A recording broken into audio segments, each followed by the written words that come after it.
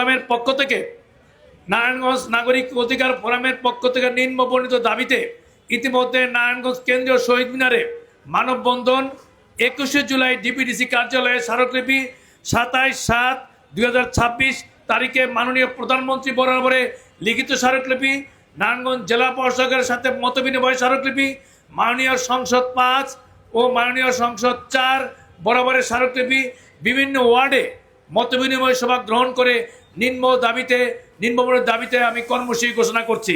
1. আমাদের দাবি প্রিপেড মিটারের সমস্ত কার্যক্রম বাতিল করতে হবে।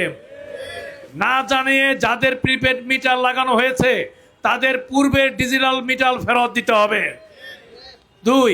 গ্রাহকদের অতিরিক্ত বিদ্যুৎ বিল বাতিল করতে হবে।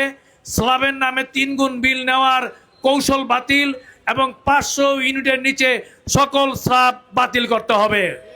মিটার ভাড়া ও ডিমান্ড চার্জ ভাড়া বাতিল করতে হবে। 3.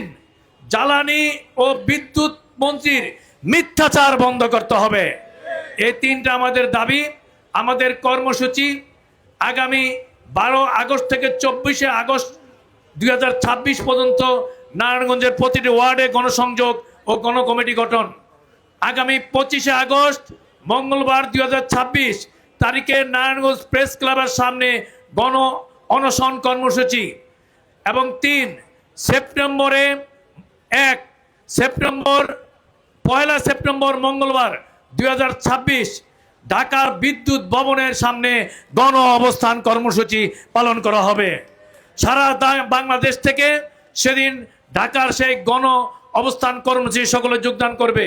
ইতিমধ্যে আমাদের প্রধান উপদেষ্টা বলেছেন, যদি আমাদের নিয়মতান্ত্রিক কর্মসূচির মধ্যে সরকার বা বিদ্যুৎ মন্ত্রী আমাদের কোনো সমস্যার সমাধান না করে তাহলে বাধ্য হয়ে ধীরে ধীরে আমাদের বৃহত্তর হরতাল সহ যে কোনো বৃহত্তর কর্মসূচি আমরা দিতে বাধ্য হব।